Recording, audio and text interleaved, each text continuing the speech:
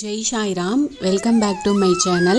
இன்னைக்கு இந்த பதிவில், அதாவது 2024 ஹனுமன் ஜெயந்தி வருது. இந்த மாதம் 30ஆம் தேதி அமாவாசை அன்னைக்கு அந்த ஹனுமன் ஜெயந்திக்கு ஆஞ்சநேயர் வழிபாடு எப்படி நாம் செய்யலாம், இதை எந்த மாதிரி வழிபாடு செஞ்சால் ஆஞ்சநேயரோட அருளை நமக்கு பரிபூரணமாக கிடைக்கும் அப்படின்றத பற்றி இந்த பதிவில் உங்ககிட்ட நான் ஷேர் பண்ணுறேன். என்னோட சேனலுக்கு தொடர்ந்து சப்போர்ட் பண்ணுங்கள். லைக் பண்ணுங்க, ஷேர் பண்ணுங்க, கமெண்ட் பண்ணுங்க, மறக்காம சப்ஸ்கிரைப் பண்ணுங்க, பெல் ஐகானை கிளிக் பண்ணுங்க.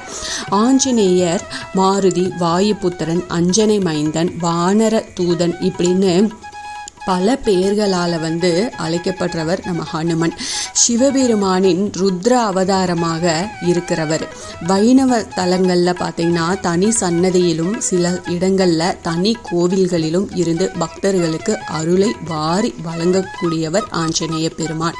பெருமாளின் சிறிய திருவடி அப்படின்னு போற்றப்படும் ஹனுமன் ராமரின் பெருமைகளை கூறும் ராமாயணத்தில் சுந்தரகாண்டம் பகுதியின் நாயகனாக இருக்கிறாரு. ராம சேவைக்காக கிடைப்பதற்கு அரிய வைகுண்ட பதவியை கூட வேணான்னு சொல்லிட்டு அதை மறுத்துட்டு தற்போது வரைக்கும் இந்த பூமியிலேயே விடாமல் ராமநாமத்தை ஜெபிச்சபடி ராம பக்தர்களை காத்து அருள் செய்யக்கூடியவர் ஆஞ்சநேய பெருமான். ராமநாமத்தின் மகிமையை உலகிற்கு உணர்த்தியவர் ஆஞ்சநேயர். தீவிர ராம பக்தனான ஆஞ்சநேயர் நித்திய சிரஞ்சீவி வரம் பெற்றதால இந்த கலியுகத்தில் பிரத்யட்ச தெய்வமாக இருந்து அருள் பாலிச்சுட்டு வராரு. எங்கெல்லாம் ராமநாமம் உச்சரிக்கப்படுதோ அங்கெல்லாம் அனுமன் தானாக அவரும் ராமநாமத்தை பாராயணம் செய்வார் அப்படிங்கிறது ஆன்றோர் வாக்கு. பலரும் அனுபவ ரீதியாக கண்ட உண்மையும் கூட. ராமநாமம் உச்சரிப்பவங்களை அனுமன் ஓடி காப்பாற்றுவார். அவர்களின் கஷ்டத்தை எல்லாமே போக்கி எல்லா விதமான நலன்களையும் வழங்குவார் அப்படிங்கிறது அசைக்க முடியாத நம்பிக்கை. மார்கழி மாத அமாவாசையில் மூல நட்சத்திரத்தில் அனுமன் அவதரிச்சிருக்கிறாரு. இந்த நாளை தான் அனுமன் ஜெயந்தியாக நாம் ஆண்டுதோறும் கொண்டாடிட்டு இருக்கிறோம். பொதுவாக டிசம்பர் அல்லது ஜனவரி மாதத்தில் தான் அனுமன் ஜெயந்தி கொண்டாடுறோம். பலம், பக்தி, ராம சேவை, பேச்சாற்றல் இது எல்லாத்துக்கும் அடையாளமாக இருக்கக்கூடியவர் ஆஞ்சநேயர். அவரை மூல நட்சத்திரம் வரும் நாட்களிலும் அமாவாசை தினங்களிலும் வழிபாடு செய்கிறது ரொம்ப நன்மையை கொடுக்கும். ஹனுமன் ஜெயந்தி அன்னைக்கு ஆஞ்சநேயரை எந்த முறையில் வழிபட்டோம் அப்படின்னா அவரோட அருளும் அவரது தரிசனமும் கிடைக்கும் அப்படின்னு நாம் பார்க்கலாம். ஹனுமன் ஜெயந்தி நம்ம மார்கழி மாதத்தில் கொண்டாடப்பட்டாலும் வட மாநிலங்களில் சித்திரை மாத பௌர்ணமியிலும், ஆந்திரா மாநிலத்தில் தெலுங்கானாவில் எல்லாம் பார்த்தீங்கன்னா சித்திரையில் துவங்கி வைகாசி வரையிலான 41 நாட்களும் கொண்டாடுறது வழக்கமாக வச்சுருக்காங்க. இந்த ஆண்டு ஹனுமன் ஜெயந்தி, அதாவது மார்கழி மாதம் அமாவாசை டிசம்பர் 30ஆம் தேதி திங்கட்கிழமை வருது. டிசம்பர் 30ஆம் தேதி அன்னைக்கு காலையில் 4:45 மணிக்கு துவங்கி டிசம்பர் 31ஆம் தேதி காலையில் 5 மணி வரைக்கும் அமாவாசை திதி இருக்கு. பொதுவாகவே அமாவாசை விரத நாள் அப்படின்னாலும் இந்த நாளில் ஆஞ்சநேயரை வழிபாடு செய்கிறது, அவருடைய மந்திரங்களை ஸ்லோகங்களை பாராயணம் செய்கிறது, ராமநாமம் உச்சரிப்பது ஆஞ்சநேயரினோட அருளை பரிபூரணமாக நமக்கு பெற்றுக் கொடுக்கும்.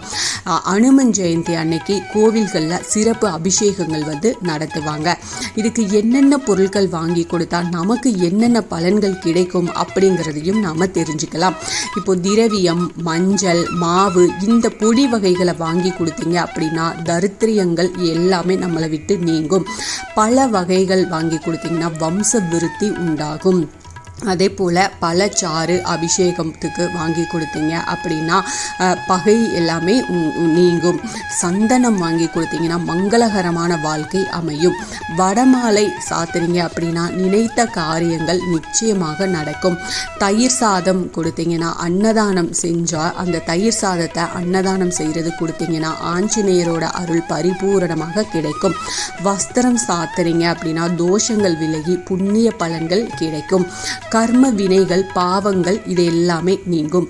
அதுக்கப்புறம் மலர் மாலை கொடுத்தீங்கன்னா ஆனந்தமான வாழ்க்கை ரொம்ப மகிழ்ச்சியாக இருக்கும். வெண்ணெய் சாத்துறீங்க அப்படின்னா உங்களோட துன்பங்கள் வெண்ணெய் போல உருகி எல்லாமே தீரும். நோய்கள் கண்டிப்பாக தீரும்.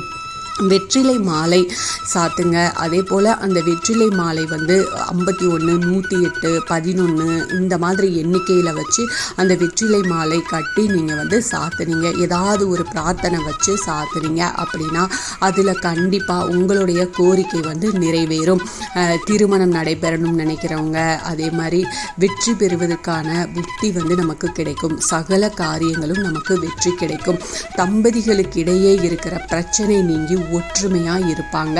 ஹனுமன் ஜெயந்தி அன்னைக்கு பஞ்சமுக ஆஞ்சநேயரை வழிபாடு செஞ்சீங்க அப்படின்னா அது இன்னும் சிறப்பு வாய்ந்தது.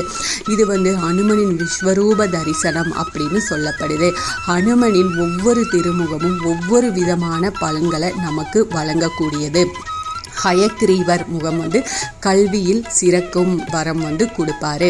நரசிம்மர் எதிரிகள் வந்து நீங்குவாங்க. கூர்ம அவதாரத்தில் இருக்கிற முகம் வந்து கவலைகள், நோய்கள் இது எல்லாமே நம்மளை விட்டு நீங்கும்.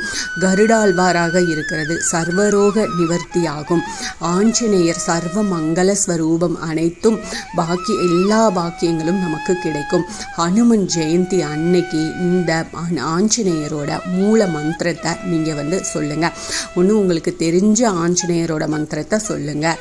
அதுக்கப்புறம் காயத்ரி மந்திரம் தெரிஞ்சால் ஹனுமனுக்குரிய காயத்ரி மந்திரம் சொல்லுங்க.